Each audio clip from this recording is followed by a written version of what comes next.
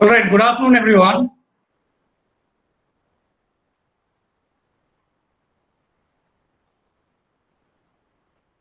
Good afternoon, sir.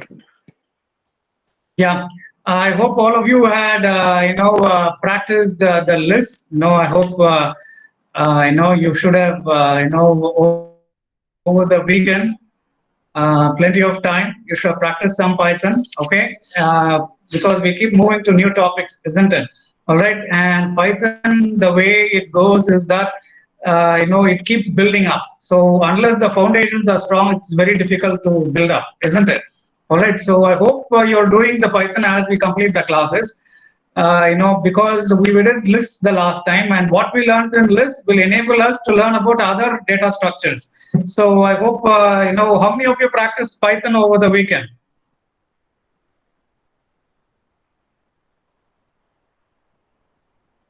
Huh?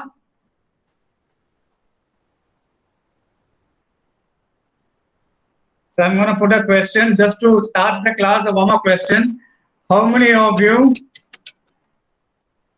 practiced Python over the weekend? Isn't it? Okay, just tell me yes or no. Yes and no. Okay, let's see how many of you practiced. While we wait one more minute for people to join in. Okay, good. Harini, Ramakrishnan, Pranav. Let's see some no's as well. I'm sure some of you weren't able to practice too, isn't it? For some reason or the other. Okay, good.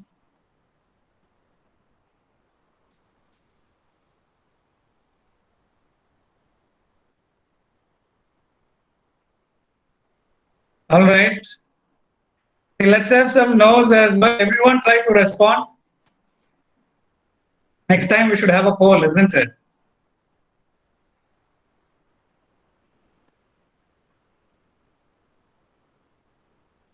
All right. See, I think it's good that some of you practiced, and I would suggest that all of you try to practice. Because this will really help you to learn the new concepts. So every day we are learning new concepts. So unless we are clear about what has went before, it is a bit difficult, isn't it? And this is a practical applied course, isn't it? Even though it's a Python programming, the way we are doing it in class, I prefer a much more hands-on approach. Okay, and this hands-on approach will enable us to learn the subject. That's the best way, effective way to teach the subject. So when you're doing it in hands-on approach, I think you should also cooperate a little bit, and all of you should sort of practice, and only then this will be very effective. Because every class we are doing hands-on, let's say, and you've not completed your previous week's sessions, then it becomes a bit difficult. You won't be able to catch up with the class. It becomes difficult. So I hope all of you realize that, and practice the Python when you get time. So all the resources is available already with everyone. So go ahead, open your laptop, or you can even practice on your mobile.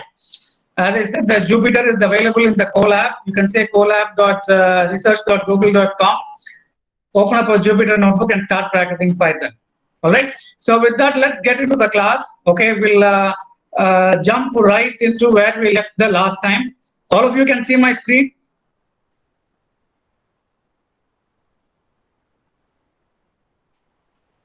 Yes, sir. Okay, so open up your Python. Have you opened up your Python idle ready? Everyone has your idle ready? Yes, Yes, sir. Ready to go? Yes, sir. Okay, great. Okay, let's go. Okay, so the list is what we saw in the last class. We had a list of planets, and we did some appending, extension, insertion, finding, counting, lots of things we did with list. Now, what was the key thing we learned? We learned about methods, isn't it? Any data object has methods, and to call the method associated with the data object, we have to use the dot operator. Okay, so planet is a list. It has the append method. You say planet dot append, and one object, one element can be appended to the list. You want to append multiple elements, you can use the method called extend, isn't it? So like that, we have changing it. So list is a mutable data structure. So you can change the list in many ways. So you can append, extend, insert. You can also remove. isn't it? Okay. And then we can concatenate the list, and then we can count index, and then we can slice. We can slice a list. Any data structure that is iterable, that is a sequence of elements that is ordered, can be sliced. Okay, slicing is just the next step of indexing. Indexing is using one index. When you want to use multiple indices, that is called slicing. And we give a pattern for the slicing, that is start, end, and step. And some of these are optional, then they take their default values. And you can also count from the end. You don't have to know the length of the list, but you can count from the end by using the minus sign. Okay, and we can reverse it simply by putting the step as -1. All right, we saw all that, and then we saw how to sort, and then we saw how to sort in reverse order. But we saw really one very powerful function with sort, that is sorting by a key, isn't it?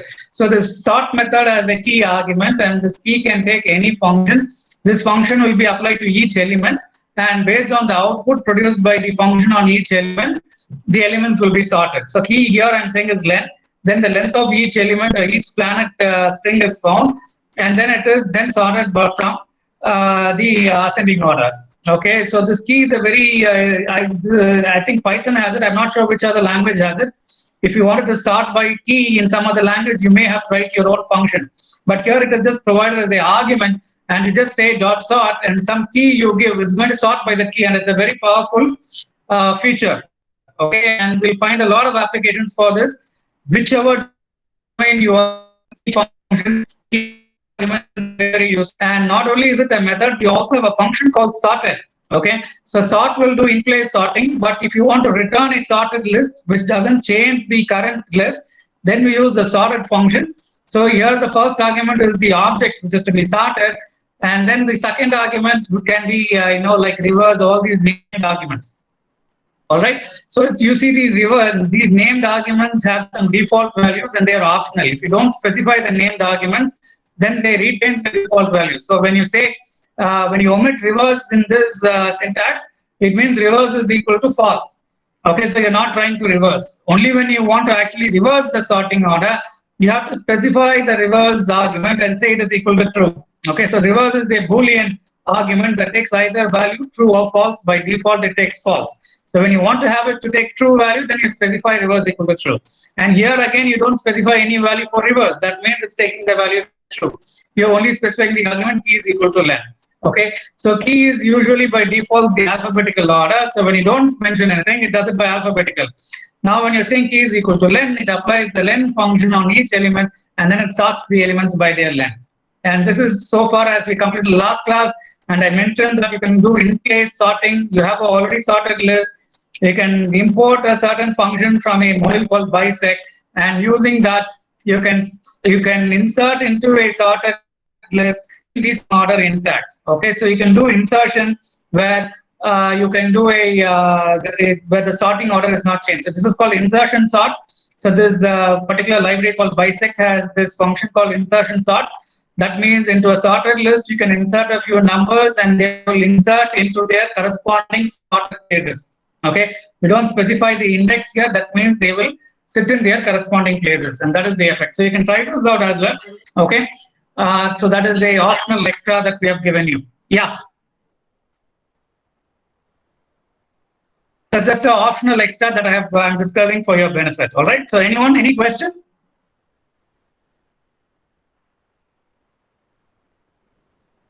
No questions. I thought someone raised the question. All right. Everyone is able to see my screen? Yes, sir. Yes, sir.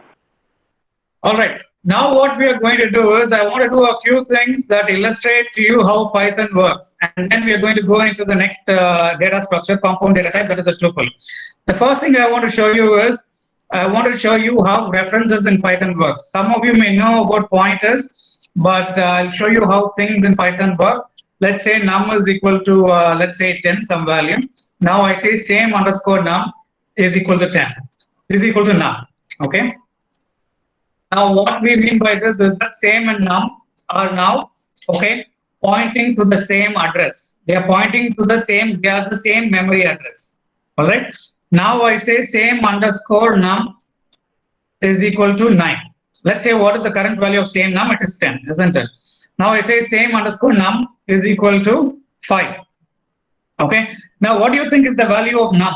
Anyone? 5, sir. Sir, num will be 10 only, sir. Num will be 10 by, those who have worked with other languages may think num is 10. But when you do it in Python, let's see, it is again 10. Okay. So it doesn't change. All right.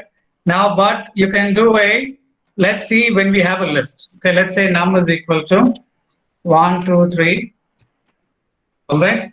Now let's say same underscore num is equal to num itself.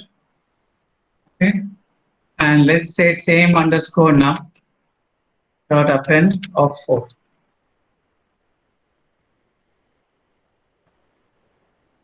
All right. So let's say what same underscore num is. Okay. Let's see.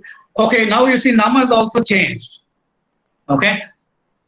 So when you have a list, okay, and when you make this equality here, when you make this assignment here, and you change the value only in one of the variables, but they are both pointing to the same memory location. So when you change one of the variables, it changes that memory location value contained in the memory location. Num is also pointing to the same memory location, so therefore num is also changed. All right. So yeah, so there's a small difference between these primitive data types and these compound data types in the way they behave with the assignment operator. Okay, so these are called literals. These are called actual literals. Now, when you assign a primitive literal to a value, isn't it? Okay, when you want them to point to have the same value, you can make this assignment. You change one of them, but the other doesn't change. But when you have compound data types and you make this assignment and you change one of them, the other also changes. But if you want to make a assignment so that you have a copy of it and the changes you make to the copy should not affect the original, then how do you do it? So let's say now I say new underscore num is equal to num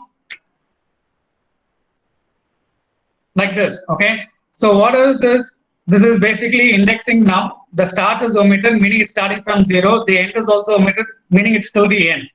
So the whole of num is being referenced here. So instead of saying this new num is equal to num itself, I'm only saying new num is equal to num of this. That means this is a copy of the num. Now when I change new num, see what happens. So now let's say what new num is 1, 2, 3, 4. So new num dot append of 5. Okay, so now if you see what new num is, it's 1, 2, 3, 4, 5. But if you see what numbers, it's just 1, 2, 3, 4. And if you see same num, it is just 1, 2, 3, 4. So now we can, change a list contents by making a copy of the list by using this particular operator. When you make this assignment operator, then you're not making a copy of the list. Okay, you're just having two variables that point to the same memory address. You change one of the variables, the other variable contents are also changed. Okay, now this also gives rise to an interesting way to check whether two objects point to the same memory, point to the same location, or they have the same value or not. Okay, now if they point to the same memory location, then by default they have the same value because that memory location has only one value. But by checking for the contents, they may be in different memory locations. The same content may be in different memory locations. For example, isn't it? New num and num here, isn't it? Okay, let's say another new num. New num2 is equal to num. So now if you see new num2, it has the same contents as num. Okay, but new num is in a different memory location because we have used this operator. It's a copy of num. So when you have a couple of variables and you want to check whether they are in the same location or they contain the same contents, okay, there's a way to do that. Okay, we are interested in the question because you don't want to change a one variable by also affecting the other variable, because if you change the memory location, the other variable is also affected. We don't want that to happen, isn't it? So therefore, what we have to do, isn't it? Okay, we only want to change the copy of the list. So we have to check first whether the two variables are the same location or not. So how do we check whether two variables are same or not? For that, we use this keyword called is. Okay, and we say whether one object is the other object as well. So this is a keyword here. And what is the keyword do? It checks it's an operator, it's an identity operator. It checks whether the left and right point to the same location. Okay, if they point to the same location, it returns true. Otherwise, it returns false. So first, let's try it with same num. All, sir. So what will be the output, anyone? No, I'm changing to same num. Same num is equal to num. I have assigned it, isn't it?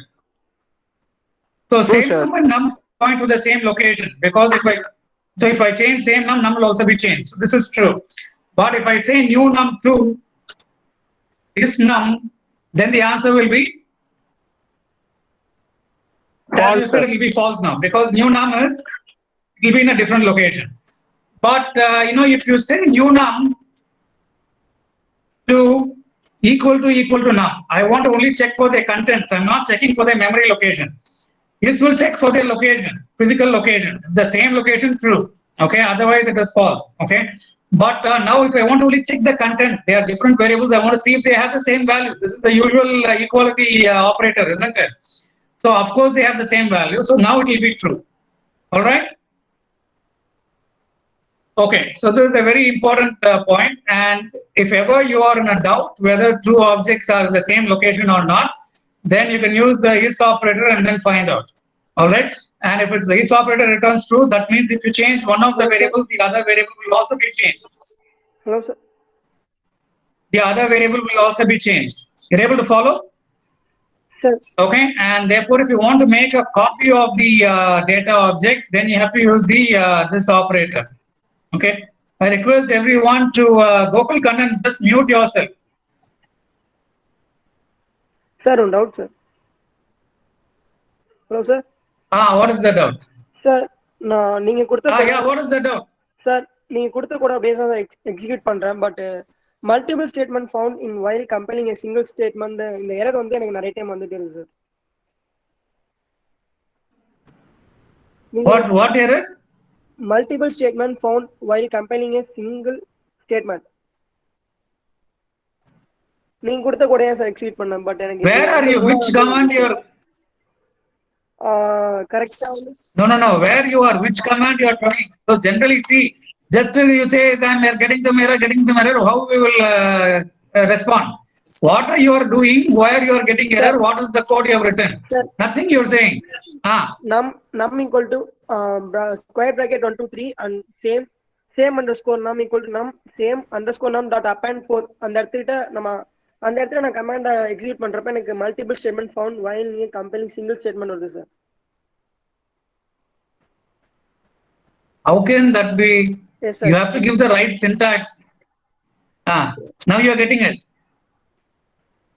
Sir, no. திரும்பி type How you can get the error here? I don't see how you will get the error. Sir, திரும்பி Okay. You see, you go back. I post the script. You can try out this. Okay. See, what is your name? Gokula Kannan, sir. What is your name? Gokula Kannan. Which stream you are in? Sir? Which stream? Which MTech course? MSc Data Science, sir. Okay. You see, I post the script. You check the syntax. It's a very simple syntax. You can't get an error in the simple syntax. Okay. If you are in person, I can see what your error you are making. Now it is not possible for me. Okay. It's a very simple script. Just 2 or 3 commands. What is the problem? I don't see. Okay. So I'll post it. You can check it out. All right. So okay. So all right. So that is what now we wanted to do. Okay. Now let's go back to this particular example where we had this 10 and 5 assigned, and let's see if is returning the same value or not. So let's say A is equal to 10, B is equal to A. Now just check whether B is A. It says true. So now I say B is equal to 5, and I see what A is, but it says A is equal to 10. So there is some problem here with only respect to the integer literals, isn't it? The primitive literals that we assign don't work in the same way. So now B is pointing to a new address, but not A. Okay, but it doesn't happen with the compound data type. So if you try this with the compound data type, the original data type is changed. Now, why is it changed? Because you're appending to the list, and the list is already there in one memory location, and in the same memory location, a new list is created. But here you see 10 and 5 are separate values, and when you say B is equal to 5, it just points to a different memory location which has the value 5. So I think the way the Python language internally works, it has a representation of all these numbers in the memory. So therefore, these memories are called literals. These values are called as literals, and when you assign it to a literal, okay, even though this is true, when you do this, when you change the value, the original value is not changed. Okay, so that is a fine point of the language. Okay, so I will leave it to you, but when in doubt, you do the is operator and check for yourself, and you can use the equality as you do the equality in all other programming languages. All right. So that was the NPs in the list. Now let's go to the new data structure that we want to see today, and they're known as tuples. This is not available in all languages. This is a Python thing, and tuples are like lists, except that the major change is that tuple is immutable.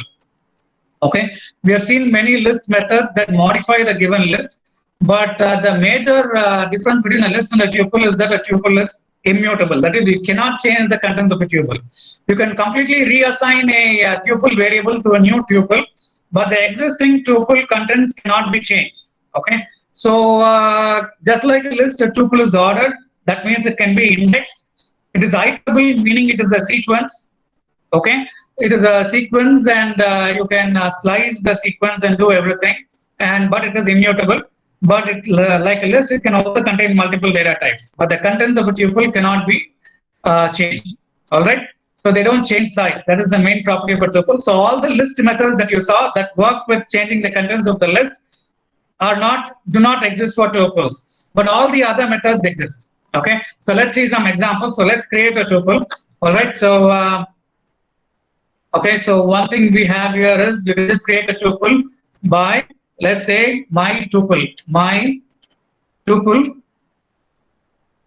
This is a new tuple I'm creating, and I can just create a tuple with just empty parentheses, and I say type of my tuple, and it says class tuple. Okay, so I say my underscore tuple is equal to 0, 1, 0, 1, 2. All right. So, oops, I have to say equal to here. Okay, so now I say what my underscore tuple is, and I get this value. But if I try to append to my tuple, append 3 to my tuple, it says attribute error, tuple object has no attribute append. Okay, that is, append is a method. It is the attribute of the object. Okay, but this attribute of the object, this method does not exist for this object because it's a tuple. Only a list has the append method, so it's an attribute error. All right. So, but what I can do is I can say len of my tuple. So this len basically gives us the length of any iterable sequence. It says 3, isn't it? All right. Now I can also index my tuple. I can say my tuple of 0, and indexing is again the same subscript operator, and it gives me 0. All right. So now I can also say my tuple of 3. That will give you an index error. Okay. But I can say my tuple of, I want the last element of tuples, then I can do -1. Slicing, same syntax works with tuples. All sequences the same syntax will work. So the last element is given. Similarly, I can say my tuple. I want to reverse the entire tuple, print in reverse format. Now you see 2, 1, 0 is printed. Now I can also take a slice of the tuple. I say from 0 to 0 and the first element. So till 2, 0, 1 is given, isn't it? Okay. And so, all right. So like this, I can do many things. Or suppose I want to say, let's see, my tuple last 2 elements I want to print. Okay. So I say my tuple of 1 colon. But here I assume knowledge of the length of the list. If I don't know the length of the list, I still want the last 2 elements. How do I print it? Isn't it? then I say minus 2 colon 1 and 2. Minus 2 means the last but one element, and from that till the end of the sequence, I can print it. So anything I can do, isn't it? Okay, so anything I can do. Okay, so suppose, yeah, all right. So these are all the slicing operations with the tuple. All right, and there are some functions that work with tuple, just like we saw the functions with the lists. The same functions will work. Okay, but the methods that change the contents do not work with the tuple. All right, so the insert, append, extend will not work. But suppose I want to count. Okay, so let's say a new tuple. I'll say a new tuple is equal to new tuple is equal to, okay, 1 comma 2 comma 3 comma 1 comma 2 comma 1. Okay, and I want to find how many ones are there in this new tuple. I just say new tuple dot count of 1. Okay, and it gives me 3 times it is there. All right. Okay, and so you can count, you know, and we'll see what, let's see what other methods are there. So I can create a tuple like this. Okay, now all right, so you can also say convert a list into a tuple by using this tuple function. You say tuple of, and then you pass the list as an argument, and it will give you a tuple. For example, you see what we have, num is 1 2 3 4. Let's say tuple of num, and let's see what the output is. You see 1 2 3 4 is now a tuple. Okay, so like that you can convert a list into a tuple. It just makes the contents into a immutable data. The list will remain as it is, but now we have a new tuple that can be assigned to a variable. And you can also, it's practice to give a trailing comma to indicate that it's a tuple. Okay, so in the tuple, okay, you indicate it's a tuple by the parenthesis and sometimes by using the trailing comma as well. Even without the parenthesis, if you just give the value comma, then it becomes a tuple. All right. For example, let's say I have a is equal to 5. Okay, now if you see type of a, it will be int, but if I say a is equal to 5 comma, and now I say type of a, the answer will be tuple. Okay, so just by giving a comma, it also changes into a tuple data type. Okay? Instead of the parentheses, you can just give a comma and it becomes a tuple. All right, so I can examine a tuple, index it, count it. Okay, I can find out where the particular element occurs by using the index method. I can also find the individual values. I can also concatenate tuples, okay, and assign it to the same tuple. Now the tuple will be reassigned to this particular value. Even though you cannot modify the contents, what you're doing is, let's say, what is num now? Okay, let's say, okay, new tuple is that. Okay, let's say my tuple plus new tuple.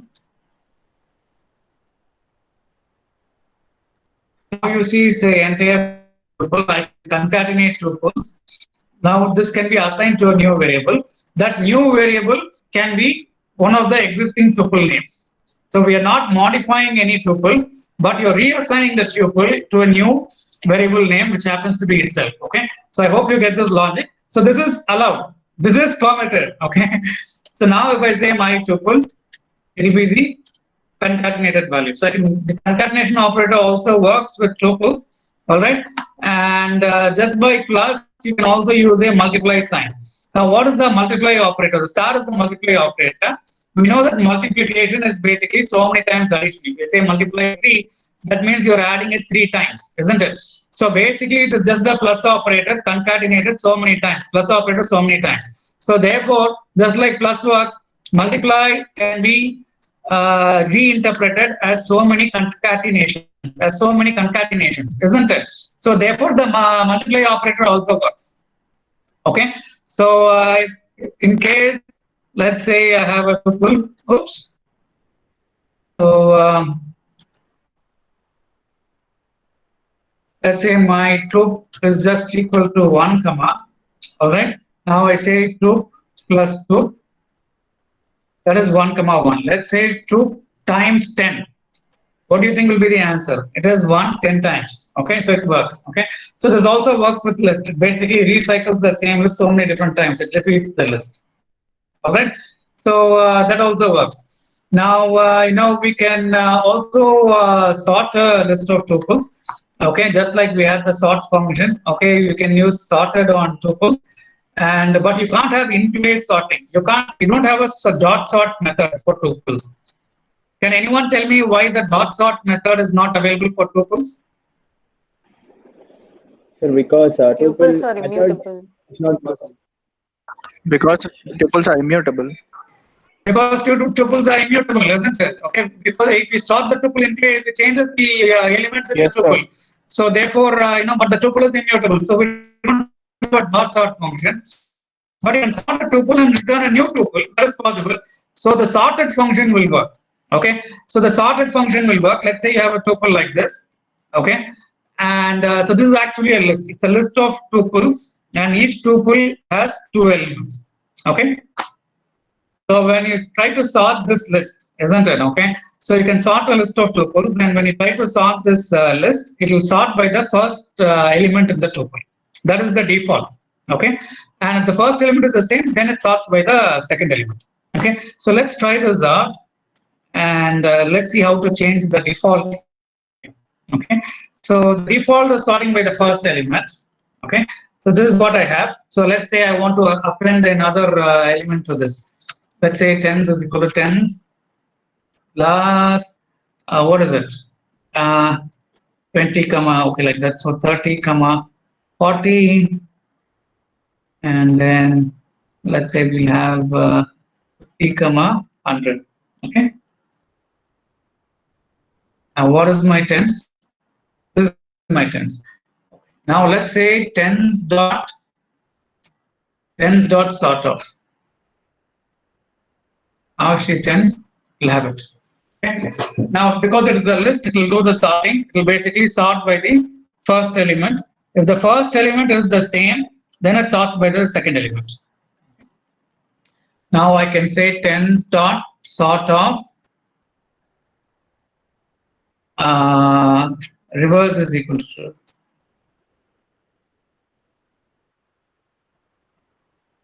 If I say tens, I have this. All right. Now, suppose I want to change the default behavior, which is sorting by the first element in the tuple. I want to sort by the second element in the tuple. Okay. I want to sort by the second element. How will I do that? Anyone?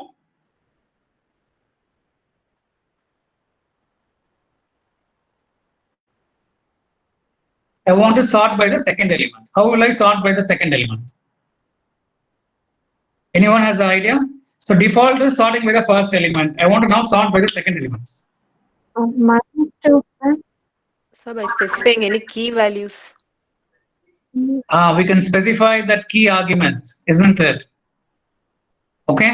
We can change the default behavior only by specifying the key argument. Now, how will I specify the key argument for sorting by the second value?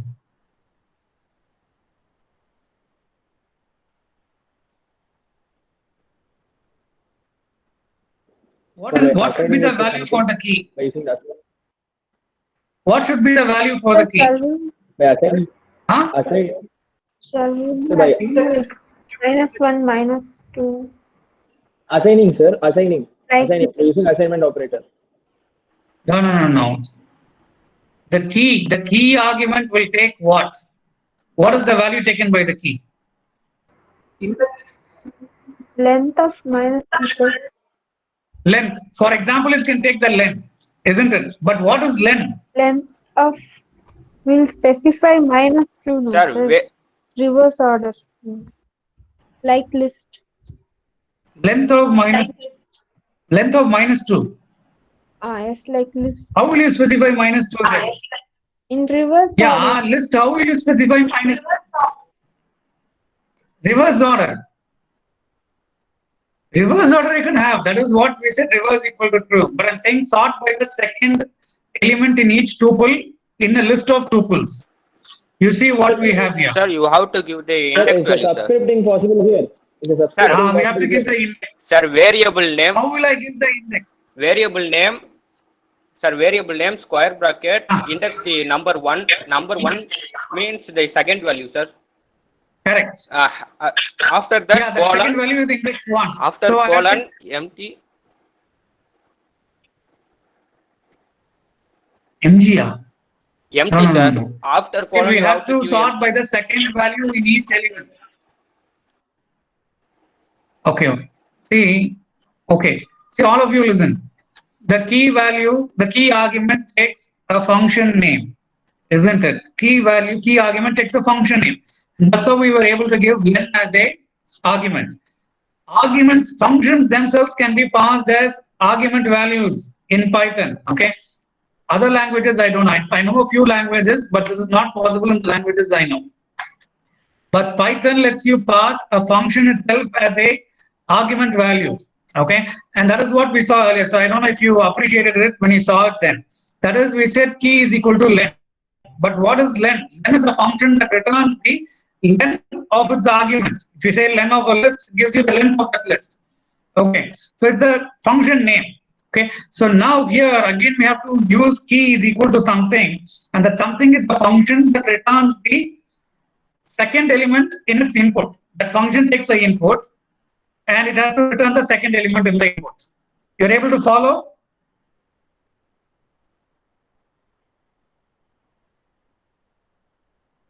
So we have to pass a function that returns the second element in its input, correct?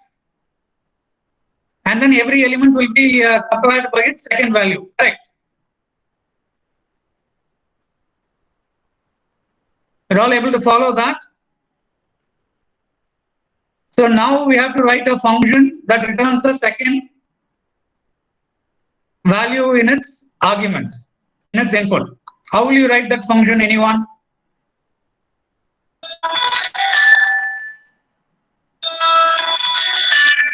Sir, tens subscript the second first one, number 1. 10 subscript the first one. Okay. Hello, sir.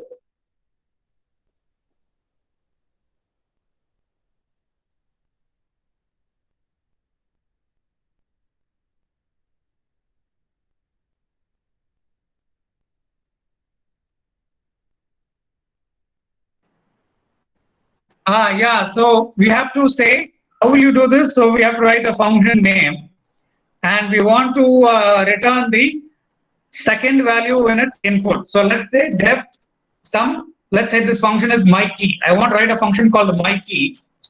And how many arguments it takes?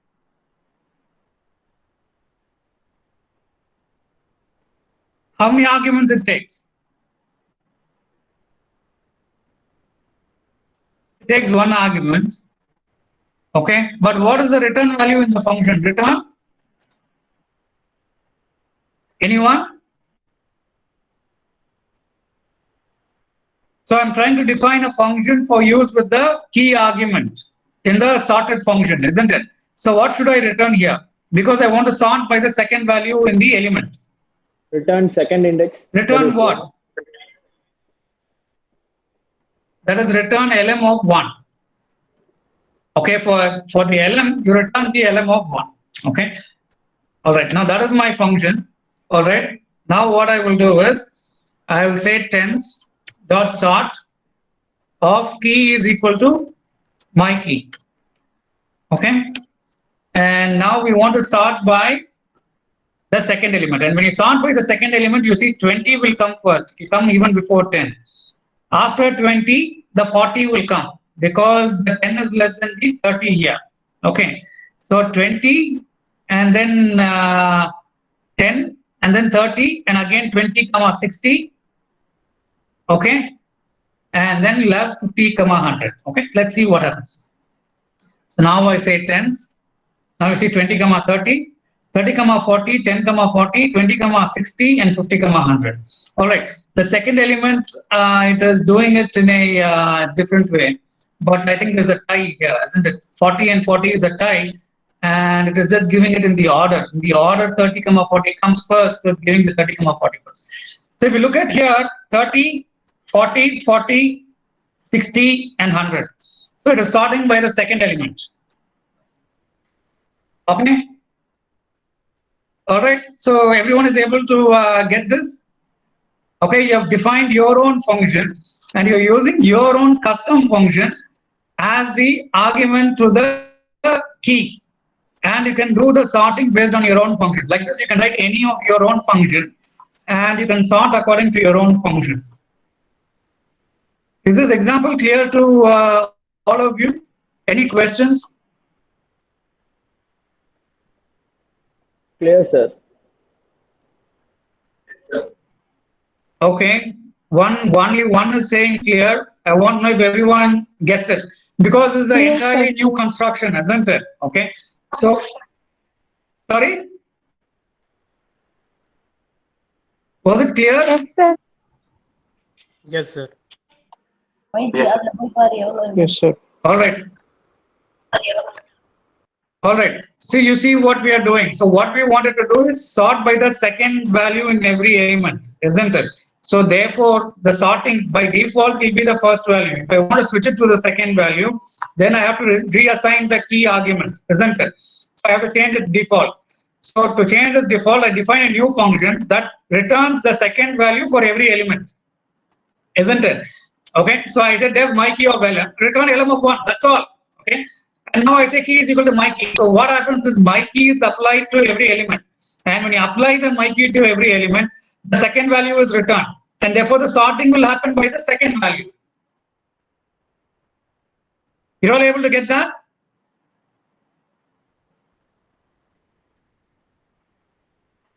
Okay. So it's a very interesting use of the sorting. Okay. So now you can do sorting according to your own needs.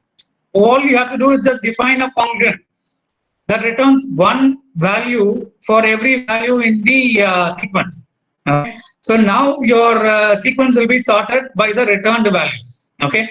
You use a function that transforms all the values, and these transformed values will be used for sorting your original list. Okay. Or your original sequence, whatever the data type is. And so that way, you can do a lot of things. This can be used in many different ways. So here I've just shown you to sort by the second element. And last class we saw how to sort by the length of every element. So like this, custom wise, you can customize the sort, okay, and do the things. All right. So let's say you have an Excel sheet, a table, and you want to sort the table by the sixth column. Then you just define a function which returns the sixth value in that particular row, isn't it? Then you can sort by that particular function. So that will work. So those are some applications. As we go on, we'll be able to implement these applications. All right. So we know how to sort a list of tuples that will be sorted, but you can't sort a tuple itself because a tuple cannot be modified. Okay. Now the last concept in tuple is a very specific concept only for tuples, and it has some interesting uses as well, and that is called as tuple unpacking. All right. So you know that we can create a tuple. Okay. Let's say there is a student and we want to have some characteristics of the student. What is the gender, age, and registration number? Okay. So Kumar is now a tuple. Now we want to assign each of these values in the tuple to separate variables. So therefore we want to unpack the information in Kumar. So only if Kumar is a tuple, the information can be unpacked. So how do you unpack it? You can have multiple variable names on the left hand side. You can say gender, comma, age, comma, registration number is equal to Kumar. Now since Kumar is a tuple, the values in tuple will get unpacked and each value will go to the corresponding variables which are separated by commas. Isn't it? We're using commas to separate them. So now when you say gender will contain only male, and age will contain that age, and registration number will contain the registration number. Okay. So like this, we can unpack the tuple into multiple variables, and in one go, we can make the assignment. Okay, all the values in the tuple can be unpacked and can be assigned to different variables. So the number of variables on the left hand side must match the number of values in the tuple you're unpacking. Otherwise, it's not going to work, obviously. Okay, so a tuple can be unpacked, and this facility is only available for tuples, and it's very, very useful. Okay, and why is this very, very useful? Because let's say you have a function and you want to return multiple values from a function. How many of you have written a function that returns multiple values?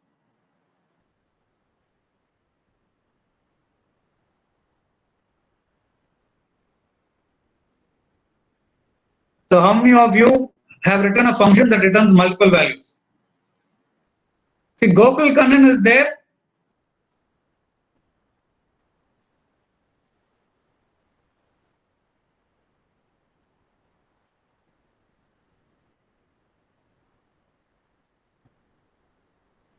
I don't know what happened. All right. See, when if you have doubts, if you have doubts in some of the basics, isn't it? You post the doubts in the classroom. Exactly what is the interface you're using? I'm using idle, or I'm using Python interpreter itself. Whatever interface you're using, you post it, and then what is the code you wrote and what is the error you're getting. Full details, you please post it in the classroom. Then we will troubleshoot it.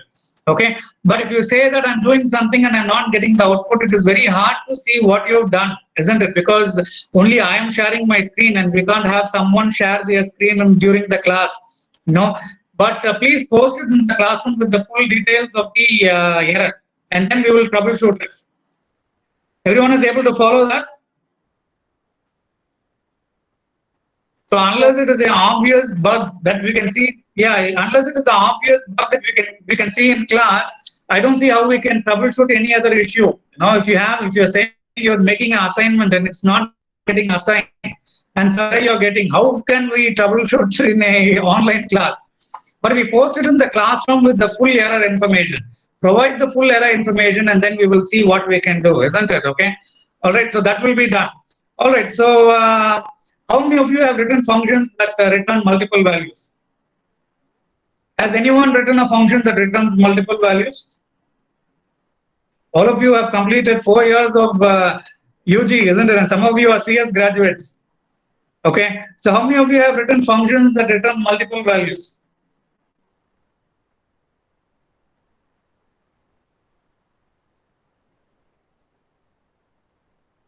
No one has written a function that returns multiple values.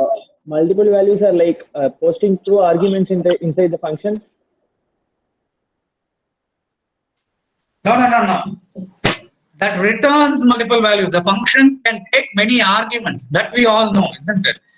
But returning multiple values from a function, the function does not return one value, not just the Fibonacci nth term. It returns the Fibonacci nth term and the n-1th term. Like the two values it returns are multiple values. Okay. No, sir, I don't know, sir. Like that. Yeah. Okay. So all of us might have written a function that takes multiple arguments, but let's say you want to have multiple values from a function, isn't it? Now there will be instances where you want multiple values because the function does a lot of computing and you want a lot of these values to be returned to the main function. Now, how do you return multiple values? Okay. So that question comes in Python. Now with this concept that we have seen in tuple unpacking, okay, does anyone see how we can return multiple values from a function? Sir, Okay, now we can return multiple.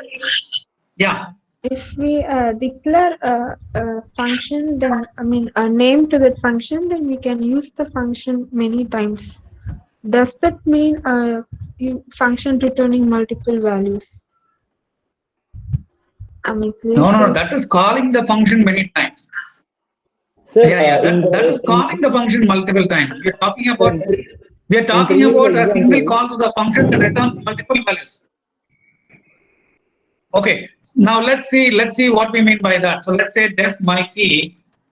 Okay, and what I do is there's one element that is there, but oops, and I say return, isn't it? lm of 0, lm of 1.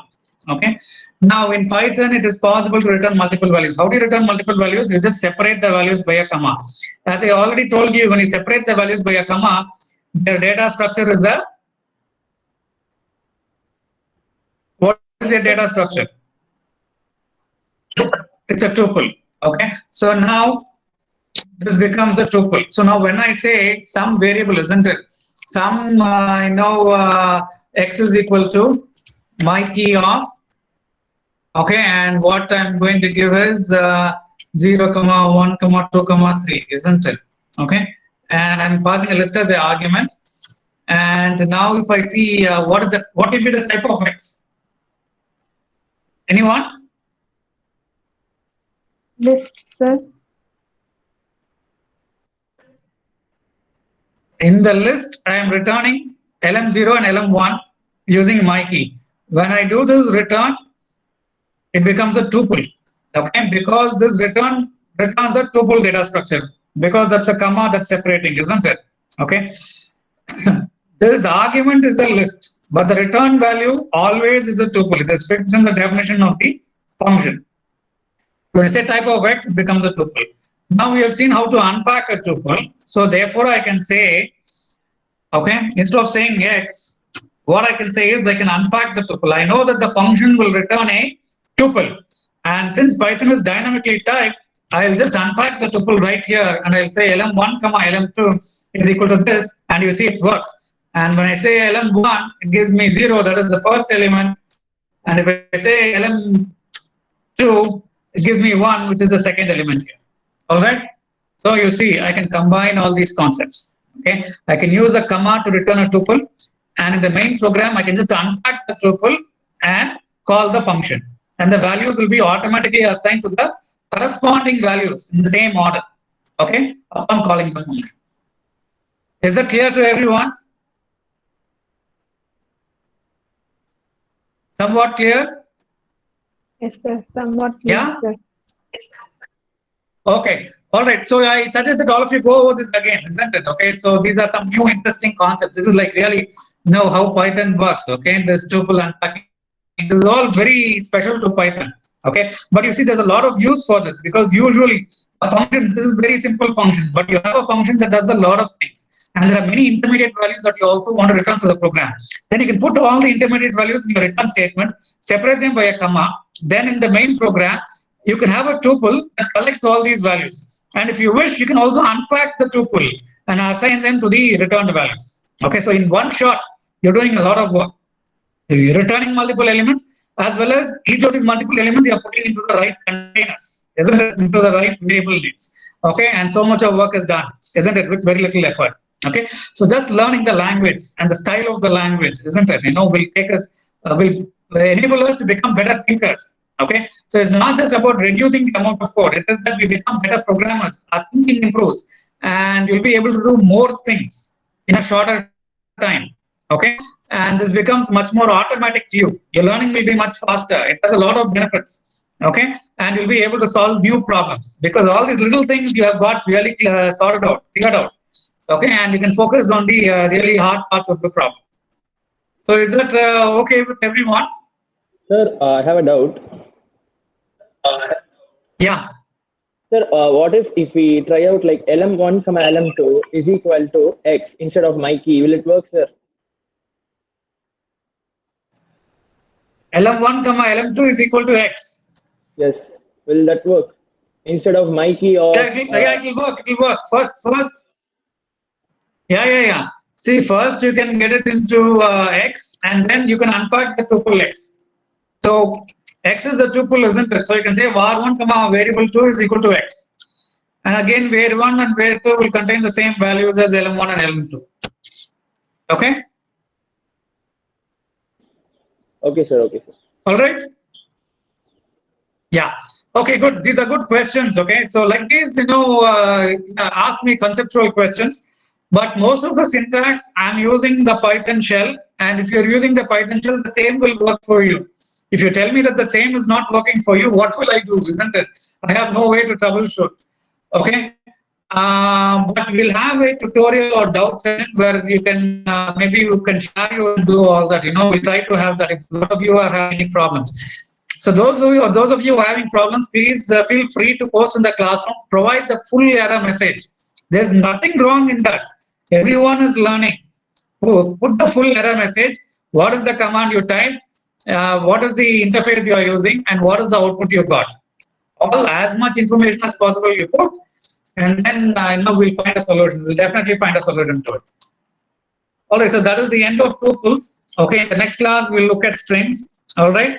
So I don't want to, take another new topic in the last 5 minutes or something. But what I want to tell you is that I posted some new material in the classroom, and this new material concerns some function about functions. how you can pass multiple arguments to a function, how you can return multiple values from a function. Now I just told you that you can return multiple values using a tuple.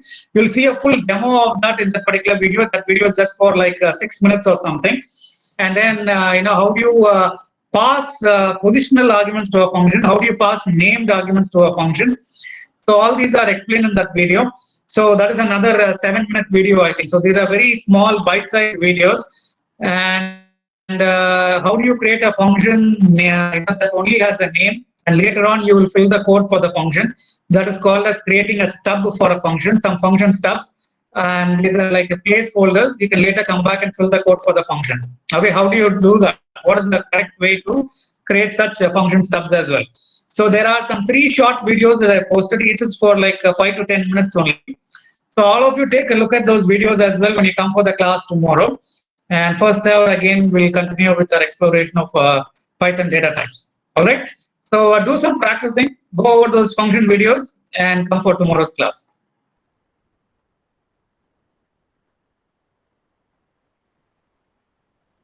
All right. Okay, sir.